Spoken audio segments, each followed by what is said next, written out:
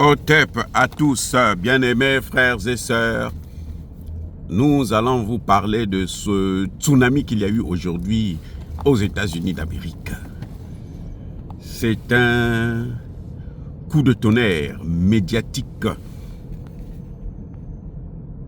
Ah oui, c'est un grand bouleversement qui va intervenir dans les réseaux sociaux.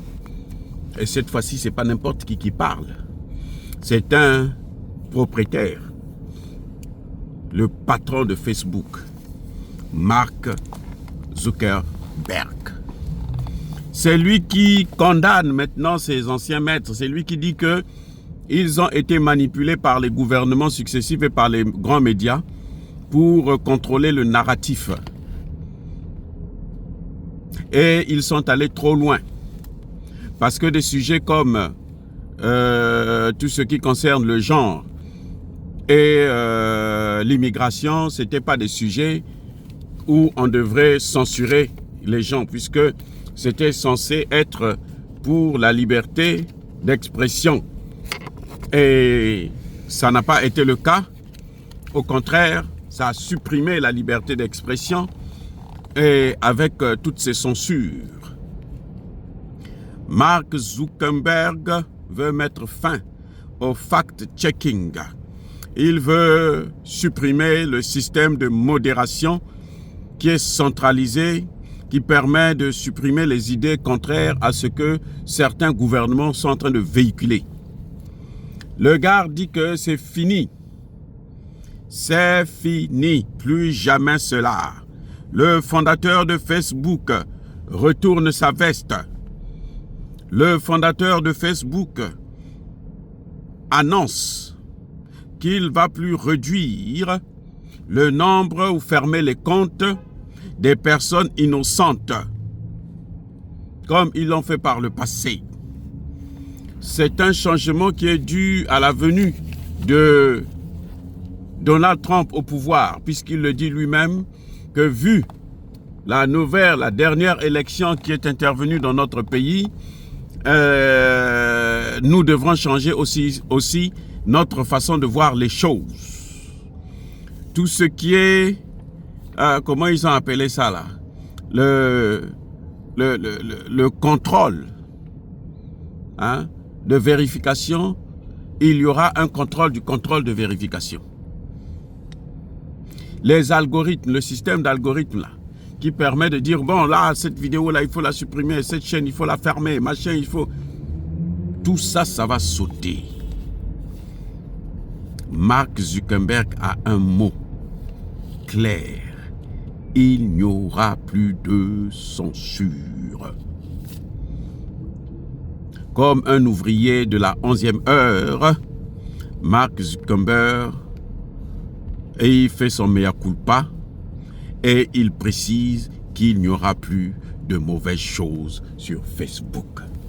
Ça veut dire, on va supprimer la censure, on pourra autoriser, comme vous le voyez avec par exemple Instagram, non, Telegram plutôt je crois, ah oui c'est Telegram, où vous mettez tout ce que vous voulez. Telegram, vous mettez tout ce que vous voulez. Même TikTok aussi a pris le même jeu de censurer les vidéos. Mark Zuckerberg a dit c'est fini. Vous savez, c'était une erreur des Américains de penser que parce qu'ils vont supprimer les opinions contraires à leur narratif contrôlé par les services de renseignement et par le gouvernement, que ça va rendre les gens intelligents. Non, au contraire. Ça a diminué la valeur des États-Unis. Mais Mark Zuckerberg, il dit même d'ailleurs que nous devrons retourner à nos racines. Parce que les racines des États-Unis, c'est la liberté d'opinion. Mais c'est ça d'abord l'un des piliers, des principes fondamentaux. Des principes fondamentaux plutôt de comment vous appelez ça, de la démocratie. On ne peut pas parler de démocratie s'il n'y a pas la liberté d'opinion. Si on ne peut pas critiquer, si on ne peut pas dire non, ça ce n'est pas bon, moi je n'apprécie pas ça. Mais comment il peut y avoir débat si on supprime les opinions contraires? Mais c'est la pensée unique. C'est pire qu'en Afrique.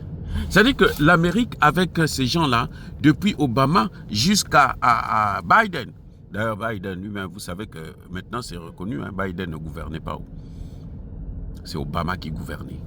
Ce sont les services de renseignement qui gouvernaient. C'est la CIA qui gouvernait. C'est pour ça que vous avez vu toutes ces guerres inutiles, partout, au Moyen-Orient, en Afrique. Comment vous appelez ça, en Russie. C'est ça, ce sont les conséquences. Les amis, il y a une situation, c'est incroyable, ce revirement de la dernière minute, parce qu'ils ont peur maintenant de la venue de Trump. Même Trump lui-même est en train de changer.